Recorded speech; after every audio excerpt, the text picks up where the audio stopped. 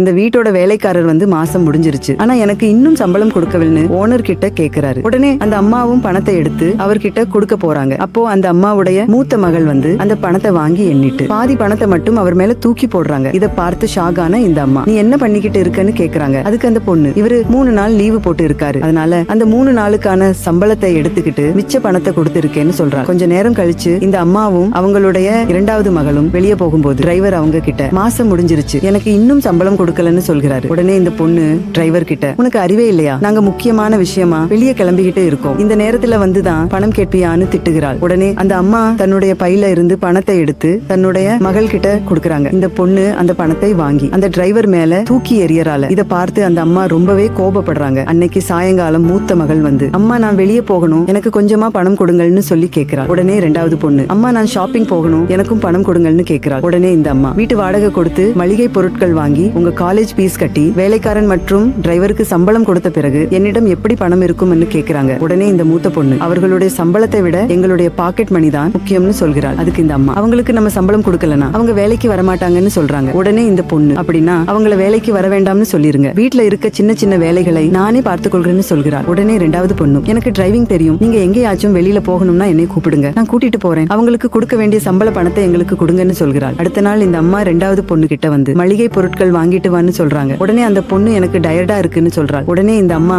உன்னாலதான் அந்த டிரைவரை வந்து வேலையை விட்டு அனுப்பினேன், அவர் இருந்திருந்தால் வாங்கிட்டு வந்திருப்பாருன்னு சொல்றாங்க. உடனே இந்த பொண்ணு வேற வழியே இல்லாம மளிகை பொருட்களை வந்து வாங்கிட்டு வாரத்துக்கு கிளம்புறான். கொஞ்ச நேரம் கழிச்சு மூத்த மகள் கிட்ட வந்து, எனக்கு தலை வலிக்குது, போய் காபி போட்டு எடுத்துட்டு வான்னு சொல்றாங்க. அதுக்கு அந்த பொண்ணு, எனக்கு டயர்டா இருக்குன்னு சொல்றான். வேலைக்காரர் இருந்திருந்தால் போட்டுட்டு வந்து கொடுத்திருப்பாருன்னு சொல்றாங்க. உடனே இந்த பொண்ணு எதுவுமே பேச முடியாம எந்திரிச்சு போய் காபி போட்டுட்டு வந்து கொடுக்கறான். துணிகள் அப்படியே இருக்கு, போய் துவச்சி காய போடுன்னு சொல்றாங்க. அதுக்கு இந்த பொண்ணு, நான் இப்போதான் காப்பி போட்டேன், இன்னும் சமைக்கணும், வீடு கூட்டணும், இவ்வளவு வேலைய என்னால செய்ய முடியாதுன்னு சொல்றான். அந்த நேரத்துல 2வது மகள் கடையிலிருந்து மளிகை பொருட்களை வாங்கிட்டு வராங்க. அம்மா அவளை தடுத்து நிப்பாட்டி, எங்க போற, வெளியில கார் அழுக்கா இருக்கு, முதல்ல போய் அதை சுத்தம் பண்ணுன்னு சொல்றாங்க. அதுக்கு அந்த பொண்ணு முடியாதுன்னு சொல்றான். உடனே இந்த அம்மா கோபப்பட்டு, இப்ப நீங்க 2 பேரும் வேலை செய்ய போறீங்களா, இல்ல திரும்பவும் அவங்க 2 பேரையும் வேலைக்கு கூப்பிடவான்னு கேக்குறாங்க. உடனே இந்த பொண்ணுங்க பயந்து போய், நாங்களே செய்கிறோம்னு சொல்லிட்டு போடுறாங்க. 1 மாசம் கழிச்சு அம்மா கிட்ட சம்பள பணத்தை வாங்க வராங்க. ஆனா அவங்க பணத்தை கையில கொடுக்காம கீழே தூக்கி போடுறாங்க. உடனே இந்த பொண்ணு, நாங்க எவ்வளவு கஷ்டப்பட்டு வேலை செஞ்சிருக்கோம், ஆனா நீங்க